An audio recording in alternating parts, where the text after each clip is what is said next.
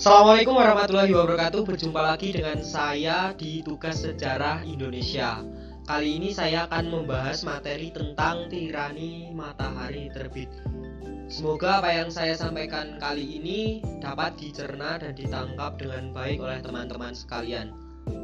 Oke, jangan lupa like, comment, and subscribe, dan juga share apabila materi ini bermanfaat untuk teman-teman sekalian.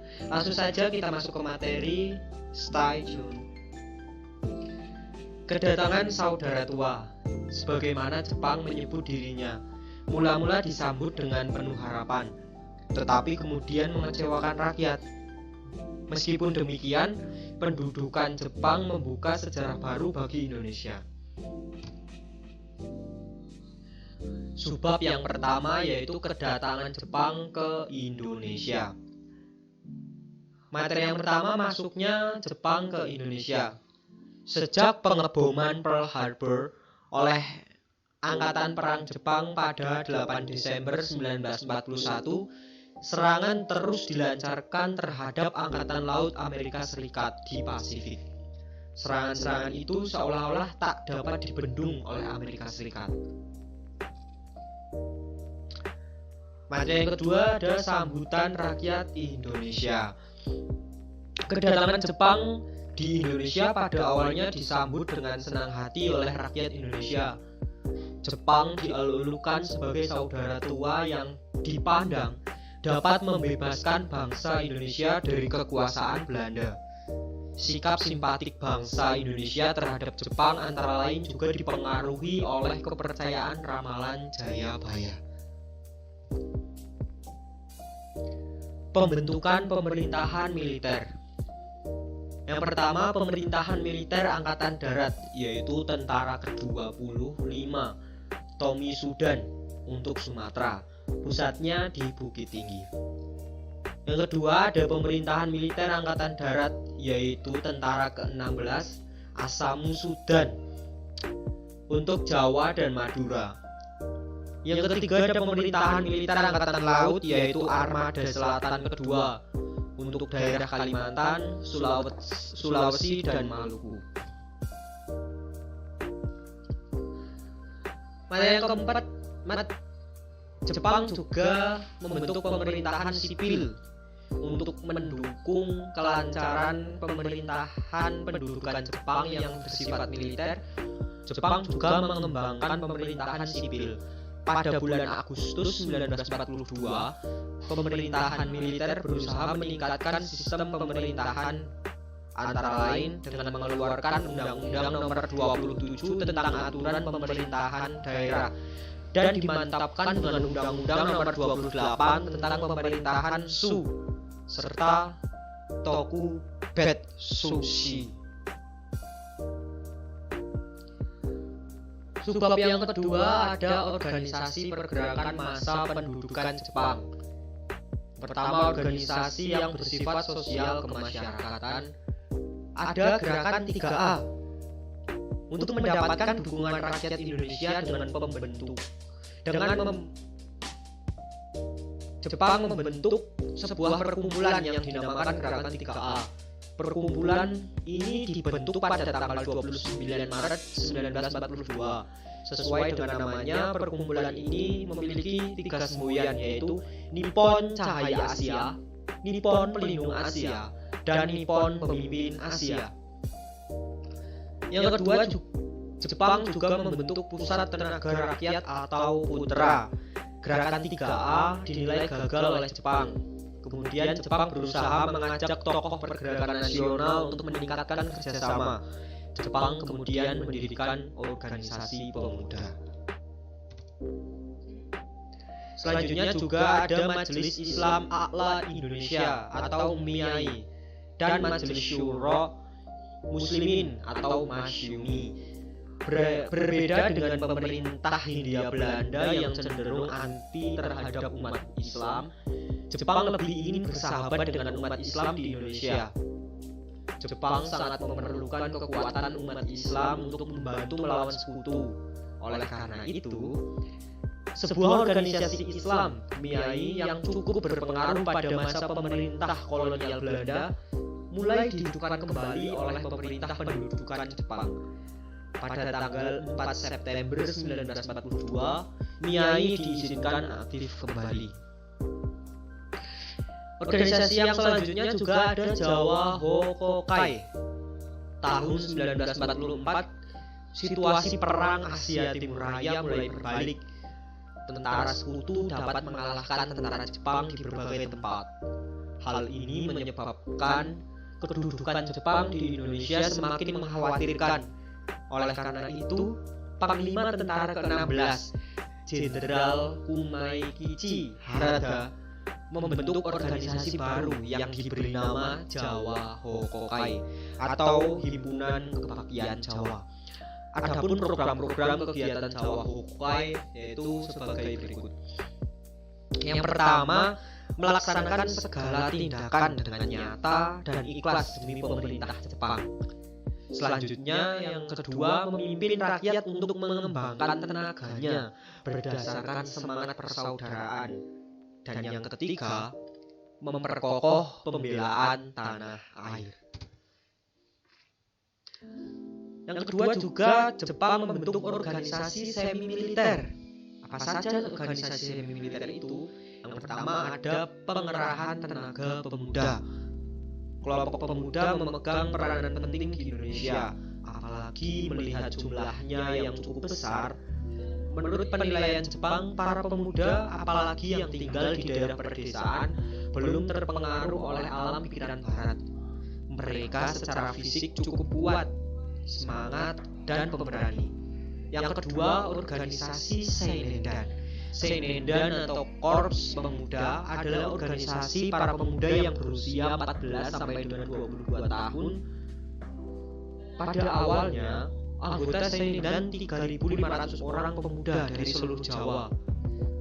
Tujuan dibentuknya Seinendan adalah untuk mendidik dan melatih para pemuda agar dapat menjaga dan mempertahankan tanah airnya dengan kekuatan sendiri.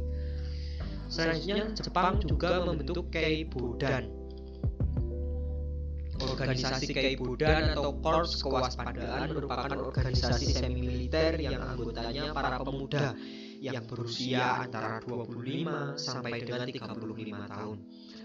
Ketentuan utama untuk dapat masuk Keibodan adalah mereka yang berbadan sehat dan berkelakuan baik. Setelah itu juga Jepang membentuk barisan pelopor. Pada pertengahan tahun 1944 diadakan rapat Chuo Sangiin atau Dewan Pertimbangan Pusat. Yang selanjutnya Jepang juga membentuk Hizbullah pada tanggal 7 September 1944. Perdana Menteri Jepang Kaiso mengeluarkan janji tentang kemerdekaan untuk Indonesia. Sementara keadaan di medan perang, Jepang mengalami berbagai kekalahan. Kemudian yang ketiga juga ada organisasi militer. Yang pertama ada Heiho. Apa itu Heiho?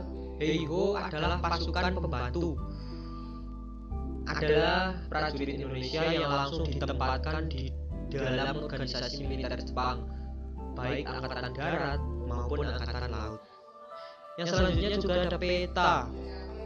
Sekalipun tidak dapat dilepaskan dari rasa ketakutan akan adanya serangan sekutu, Jepang berusaha agar Indonesia dapat dipertahankan dari serangan sekutu. Heiho sebagai pasukan yang terintegrasi dengan pasukan Jepang masih dipandang belum memadai. Jepang masih berusaha agar ada pasukan yang secara konkret mempertahankan Indonesia, sehingga terbentuklah peta atau pembela tanah air.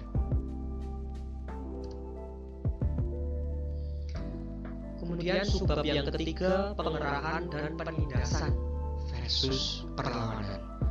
Pertama ada ekonomi perang. Selama masa pendudukan Jepang di Indonesia diterapkan konsep ekonomi perang.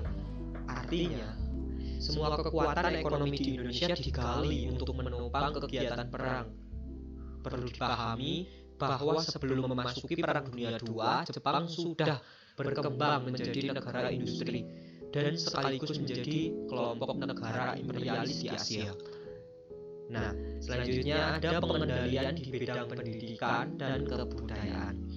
Pemerintah Jepang mulai membatasi kegiatan pendidikan. Jumlah sekolah juga dikurangi secara drastis. Jumlah sekolah dasar menurun dari yang awalnya 21.500 menjadi 13.500 buah. Sekolah lanjutan menurun dari 850 menjadi 20 buah. Kegiatan perguruan tinggi boleh dikatakan macet. Jumlah murid sekolah dasar menurun 30% dan jumlah siswa sekolah lanjutan merosot sampai 90%. Selanjutnya juga ada pengerahan Romusa. Berbagai kebijakan dan tindakan Jepang seperti disebutkan di atas telah membuat penderitaan rakyat.